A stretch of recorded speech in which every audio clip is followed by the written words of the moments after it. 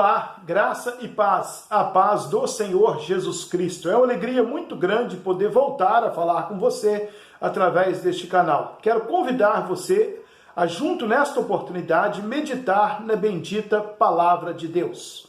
Miqueias capítulo 6, versos 1 a 8. Este é o texto básico que vamos meditar nesta oportunidade.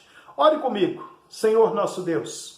Em nome do nosso Senhor e Salvador Jesus Cristo, nós te agradecemos pela tua palavra, pelo teu amor, pela tua bondade. Agradecemos, ó Pai, pela vida de cada um dos teus filhos que vem ouvir essa palavra, que sejam abençoados e guardados pelo Senhor, que a vida deles possam ser edificados para a honra e glória do nome do nosso Senhor e Salvador Jesus Cristo. Pai, em nome de Jesus, fale aos nossos corações. Nós oramos em nome de Jesus. Amém. Eu quero convidar você, nesta oportunidade, a pensar comigo no seguinte tema: o Tribunal de Deus. É sobre isso que nós vamos falar em Miqueias capítulo 6, de 1 ao 8. O texto que nós temos em mente, que vou lendo e trabalhando à medida que formos expondo a palavra de Deus, ele vai nos mostrar algumas lições muito preciosas. Para entendermos esse texto, nós temos que saber qual é a época em que Miqueias estava vivendo, o que estava acontecendo naquele cenário, que este profeta de Deus, este homem inspirado pelo Espírito Santo, veio a falar sobre esta palavra. O tempo em que ele vivia era um tempo de esfriamento espiritual, um tempo de corrupção moral, um tempo em que a fé das pessoas estava baseada na sua religiosidade e não no seu compromisso com Deus. Nessa época, Deus levantou homens como Isaías, como Miqueias, como Amós, para falar ao povo. E a mensagem de Deus era uma mensagem de juízo e, ao mesmo tempo, uma mensagem de esperança. Nós vivemos também no Brasil nessa época.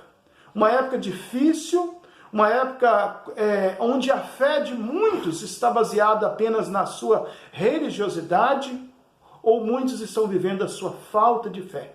Seja em qualquer contexto em que nós estivermos, em qualquer época que nós estivermos, a palavra de Deus sempre vai ter algo a dizer aos nossos corações. E eu quero compartilhar com você, neste momento, 4 rápidas lições neste texto. A primeira lição sobre o tribunal de Deus. O tema da mensagem é o tribunal de Deus. Nós temos que estar pronto para enfrentarmos o tribunal de Deus. Miqueias, ele antecipa, ele olha para o futuro e ele já projeta algo que estava além do seu tempo. E ele fala desse tribunal de Deus. E a primeira lição que eu compartilho com você é que todo o povo é chamado para o tribunal de Deus.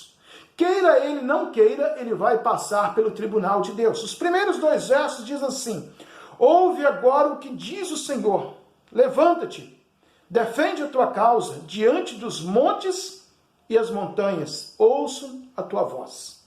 Ó montes e vós fundamentos perpétuos da terra, ouve a acusação do Senhor, porque o Senhor tem uma acusação contra o seu povo e entrará em juízo contra Israel. Aqui nós podemos ver que o profeta inicia chamando para testemunhar no tribunal de Deus os montes e as árvores. Quando Deus tirou o seu povo da escravidão no Egito, quando Deus deu mandamentos para o seu povo, o que ele fez? Ele falou assim: olha, hoje eu coloco o céu, a terra, os montes, as árvores, como testemunha daquilo que eu estou fazendo para vocês. Eu estou dando leis para que vocês obedeçam, para que vocês andem nos meus caminhos, para que vocês façam a minha vontade. E neste momento, Miqueias está relembrando essas leis que haviam sido dadas por Deus lá no passado, e chamando o povo. Vamos relembrar. Os montes continuem, as árvores continuem. Eles são testemunho de que Deus não deixou vocês desamparados, de que Deus não deixou vocês sozinhos, de que vocês estão desobedecendo, não é por falta da ação de Deus, mas é pela dureza dos vossos corações. E esse texto mostra para nós o povo de Israel, mas isso estende-se para toda a humanidade. Todos nós um dia vamos chegar diante do tribunal de Deus. Somos chamados para ir diante do tribunal de Deus. E eu pergunto a você, o que você vai apresentar diante do tribunal de Deus? O que você tem a dizer diante do tribunal de Deus? E a segunda lição que eu quero compartilhar com você. Todo povo vai ouvir o motivo do julgamento diante do tribunal de Deus. Então Deus agora ele apresenta para o povo, nos versículos 3 a 5, qual é o motivo da acusação, qual é o motivo do julgamento. E a palavra de Deus nos diz assim, o próprio Deus dizendo, ó povo meu, que é que fiz? Ó povo meu, que é que te fiz? Em que te ofendi? Responde-me. Deus então pergunta, responde-me. E o texto continua dizendo, eu te tirei da terra do Egito, te resgatei da casa da escravidão e enviei Moisés, Arão e Miriam adiante de ti. Povo meu, lembra-te agora da consulta de Balaque, rei de Moabe, e do que lhe respondeu Balaão, filho de Beor, e do que aconteceu desde Sitim até Gilgal, para que reconheças os atos de justiça do Senhor.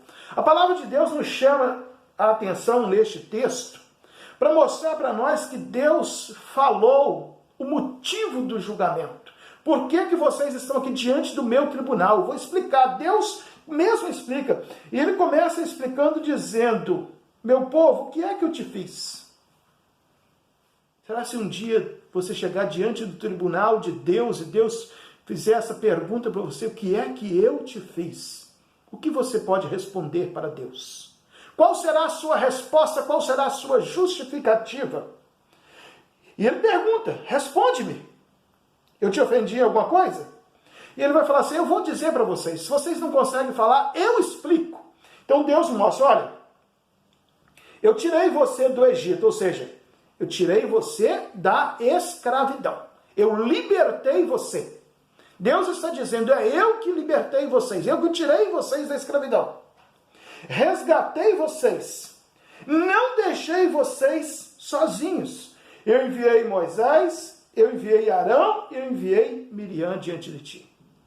Alguns movimentos sociais reclamam, e com razão, que quando os escravos foram libertados no Brasil, eles foram deixados desamparados, sem ter onde morar, sem ter onde trabalhar, sem ter recursos algum. Ficou difícil para eles. Muitos passaram por momentos desesperadores até hoje. Ainda sofrem os seus descendentes por isso. O tempo passou e a dívida continua sem pagar. Mas com Deus é diferente. Deus falou assim, eu tirei vocês do mundo da escravidão e não deixei vocês sozinhos. Eu dei 3 líderes importantes para vocês, Moisés, Arão e Miriam. Deus está dizendo, eu cuidei de vocês. E cuidou mesmo, irmãos. Tanto é que na caminhada do povo no deserto, Deus colocou uma nuvem durante o dia para protegê-los do calor. E uma coluna de fogo à noite para protegê-los do frio. Ou seja, a mão de Deus estava ali, protegendo o seu povo, abençoando o seu povo. E a mão de Deus continua sobre as nossas vidas, nos abençoando ainda hoje. O texto continua dizendo, querem lembrar mais alguma coisa? Meu povo, lembra da consulta de Balaque, rei de Moabe? Lembra que ele chamou Balaão, filho de Beor? Lembra o que aconteceu? O que aconteceu é que Balaque queria que Balaão amaldiçoasse o povo. Mas Balaão disse, eu não posso amaldiçoar aquele a quem Deus abençoou. Balaão está olhando para aquele povo, dizendo, esse povo é o povo de Deus. Então Deus está mostrando neste tribunal do julgamento que ele cuidou do seu povo. Que ele zelou pelo seu povo, que ele tem abençoado o seu povo. E o que o povo de Deus tem feito? O que eu e você temos feito com tão grande amor? Com tanta bondade de Deus sobre as nossas vidas. O texto continua dizendo, olha, Além desse episódio que Balaão foi chamado para amaldiçoar, mas ele abençoou, nós temos uma outra situação, temos dois lugares, Sitim e Gilgal. O que aconteceu desde Sitim e Gilgal para que reconheças os atos de justiça do Senhor? Sitim é o último local que o povo fez na caminhada. Gilgal é onde ele tomou posse. Deus está dizendo para ele, olha, quando você estava a caminho da terra prometida, eu estava com vocês. Quando você tomou posse da terra, eu estava com vocês. Eu deixei as leis com vocês, eu deixei os estatutos com vocês, eu deixei vocês amparados. Vocês não têm desculpas diante do meu tribunal. E agora eu pergunto para nós, nesta época, diante do tribunal de Deus, teremos desculpas para com Deus? Teremos motivos para dizer, Senhor, o Senhor nos desamparou? Cada lugar onde o povo de Deus está, Deus tem levantado líderes. Deus tem enviado um servo para ensinar. Deus tem levantado músicos para acompanhar o povo na adoração. Deus tem levantado homens e mulheres de oração para zelar pela sua igreja. Nós não temos desculpa diante do tribunal de Deus. E a terceira lição que eu quero compartilhar com você, toda a justiça do povo é inútil no julgamento do tribunal de Deus. A justiça do homem é inútil. Quando Deus falou assim, olha, eu apresento para vocês o motivo pelo qual eu estou julgando vocês. Agora é a vez de vocês. Mostrem-me os motivos de vocês. O que vocês fizeram? Então nós vemos aqui o povo agora, no tribunal de Deus, levantando para apresentar o que eles fizeram. Com que me apresentarei diante do Senhor e me prostrarei diante do Deus excelso? O que eu vou fazer? Pergunta o povo. Eu vou levar para ele. Vou apresentar diante dele sacrifícios com bezerros de um ano?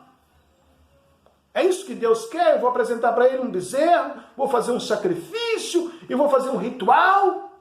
É isso que agrada ao Senhor?